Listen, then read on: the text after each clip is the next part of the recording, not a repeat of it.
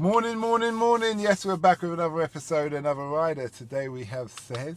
She's all the way from Birmingham and she's been telling us, explaining to me about renting your car, making money. Now, I heard about this before and I was quite reluctant, but now I've actually got somebody who's doing it and being quite successful. I'm considering doing it, but my main point is I want to interview her because I think everybody should know about it. So nice to have you here today, Sez. Thank you. Okay, first of all, what brought you to London? I finished uni and do you know what? I couldn't find any work in Birmingham.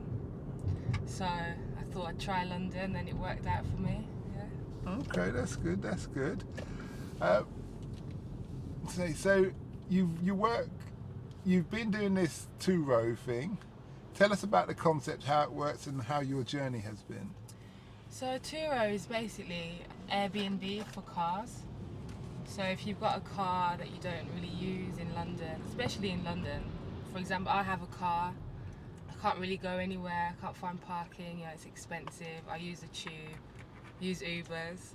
So it's just sitting there most of the time. So it's just some income that you can get just because, you're not using your car. So yeah, it's just Airbnb for cars. You rent out your car and earn a bit of extra cash on the side. Do you have to have you must have to have a special insurance, a higher insurance? Yeah, so you have to have personal insurance for Turo's insurance to work. So yeah, whilst the vehicles are on the trip, it's insured by Turo. Yeah. Okay, and that's fully comprehensive?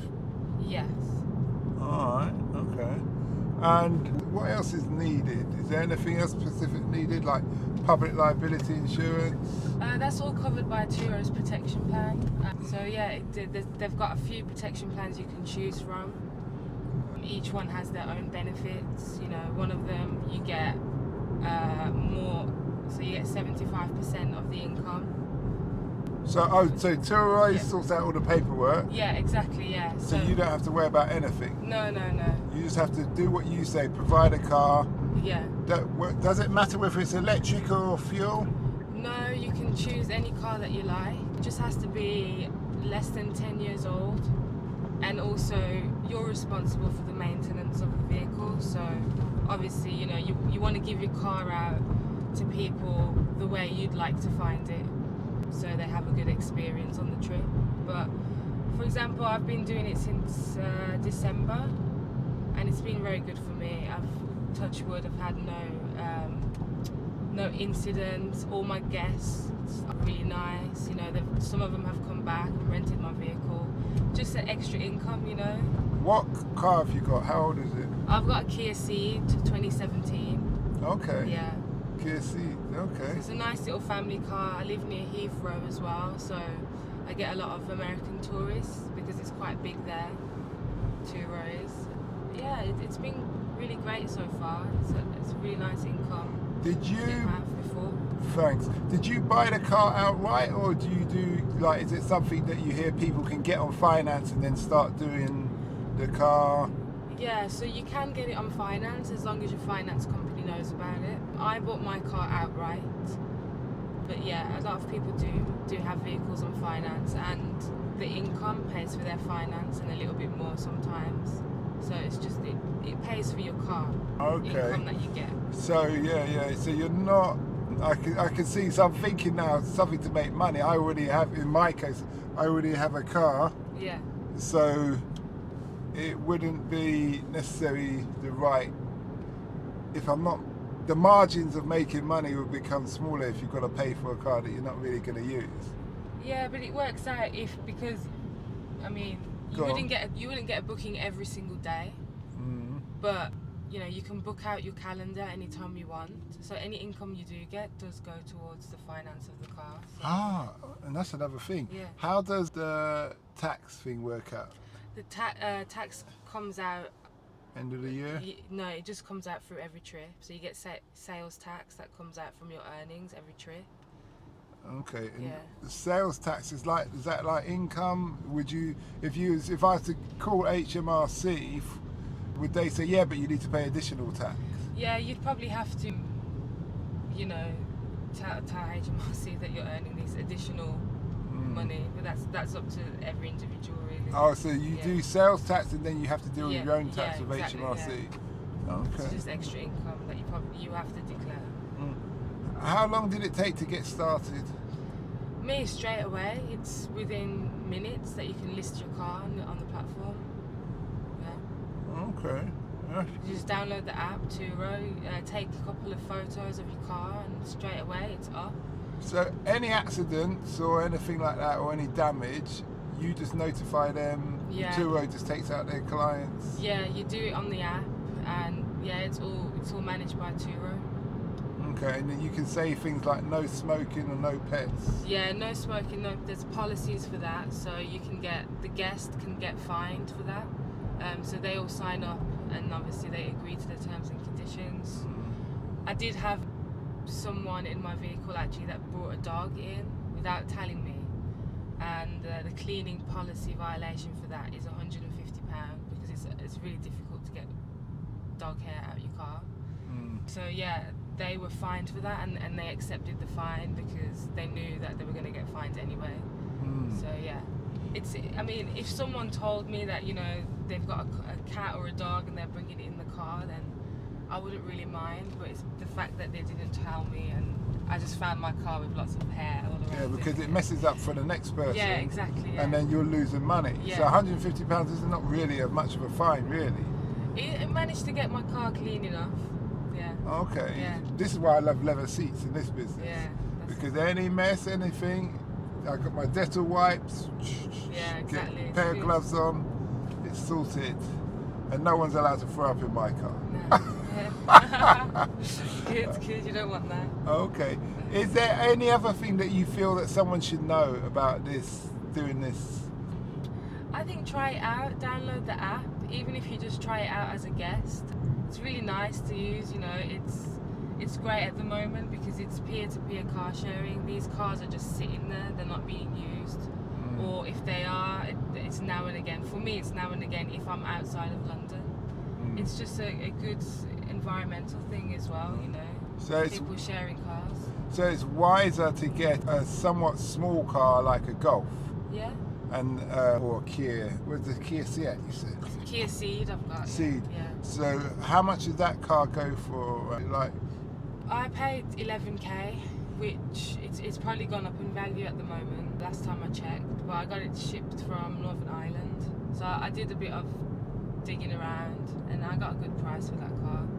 Yeah, just if you look out for it. But yeah, I charge £45 a day. Okay. Do you times that by and how many on average? How many days a month you get? It's on rent at the moment. It depends. It's picking up this is the busiest period, summer. So it's picking up a lot.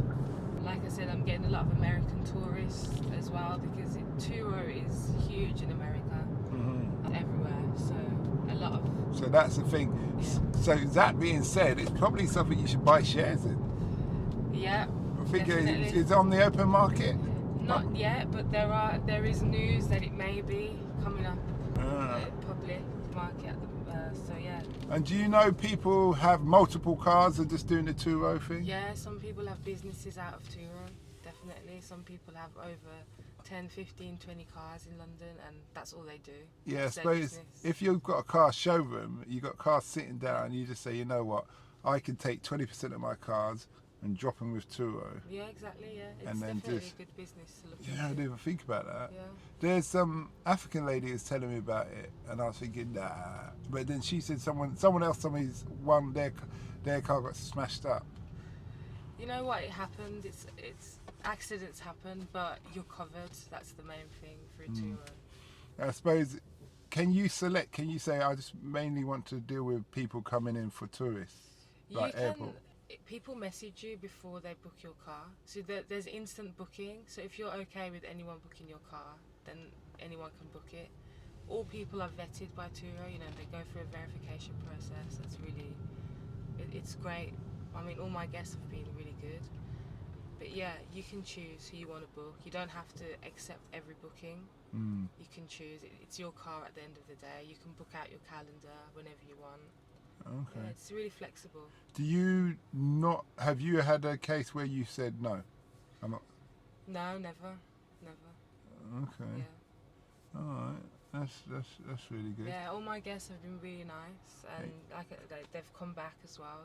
I've got a returning guest at the moment. So you build a relationship. Yeah, exactly. Obviously, so my car's clean, as Yeah. you see, and I'm thinking I would have probably a Kia because it's reliable, whether Yeah. it's electric or hybrid. Probably hybrid, you get good miles out of Yeah.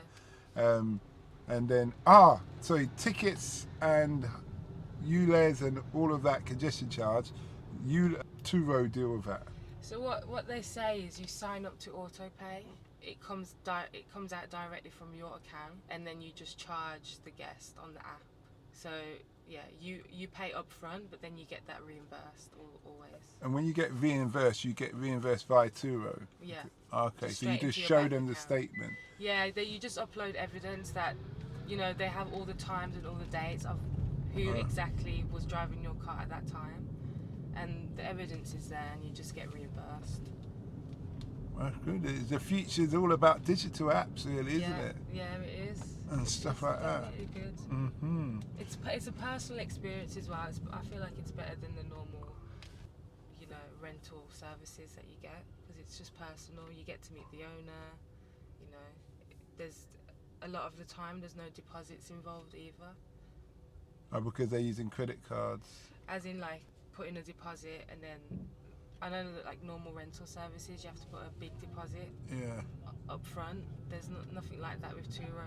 There are in some occasions, depends on what vehicle you get, but yeah, that's one great thing about Turo. I like the idea of the Americans because they're corporate people. Yeah. They come over, get a car, Yeah, drive, park in the hotels or whatever the thing. yeah. Do you see what I mean? They're not really trying to go out and get drunk, have No, parties, go to countryside or do things. And I've had Londoners who are just moving from flat to flat, and they just needed a car to put their stuff in for a couple of days, Mhm. So I've had things like that. I had a family a couple of months back from Malaysia. They had the car for 3 weeks, and they just went all around the UK. No problems at all. So yeah, I do get a lot of families as well, actually. Is there anything that you feel that I should know before I round up? Do you know what? To be honest, I've had a really positive experience with Turo. There's no bad word about it. For me, it's a great, extra income. I use the income that I get as disposable income, and it's great for me personally. That's great. Yeah. Well, it's holiday income, isn't it? Exactly. Yeah. 500. If it's 500 a month, that's good. And on that, let's say on average, not shouting out your figures, and then that's like going to Spain every week, Yeah. once a month, Well, yeah. the weekend. Thanks With- to Turo, I've been on some great holidays. I think I will bet. You know what? I've just come from the Kia showroom. I've got this service. Yeah. I'm thinking of going back there and say, "Hey, come here! I need a motor and I need it Straight now. on Turo. I need it now." Okay. Well, thanks a lot for that. And Alright. what, as a Birmingham, as a Northerner, what do you think of London? I love London. It's better than. Nah, I'm not gonna say it. I was gonna say it's better than Birmingham, but every city has their. Well, yeah, well, we got more people, haven't I love we? London. Do you know what? I like the diversity of London. Not saying that Birmingham isn't diverse, but there's a lot of events I can go to here. I've got friends here. It's where I am at the moment, so I do like it. Yeah. At the moment, so you're going to move on. Who knows? And leave Who knows? us. Who knows? Okay. Yeah. Based on your experience in London and your life experience so far, we always ask this question to every guest. Yeah. What would be your word of advice to somebody else in life Yeah. if you were going to give them some advice? I always repeat this one thing to myself, and it's not that deep. As in, nothing. I don't like to say it, but nothing really matters.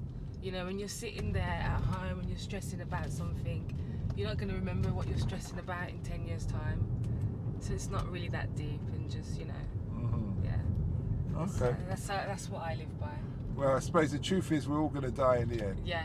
Yeah. So, and then exactly. when you're dead, you look back and say, that didn't matter. That Yeah. certainly didn't matter. Exactly. Exactly. That Exactly. certainly didn't matter. Come on, man. Yeah. And that stuff. Okay. Well, great having you on here, and we wish you well. Thank you so much. We hope that episode enhanced your life. We post an interview every day as well as vlogging on our social media channels. Don't forget to subscribe to get our latest episode.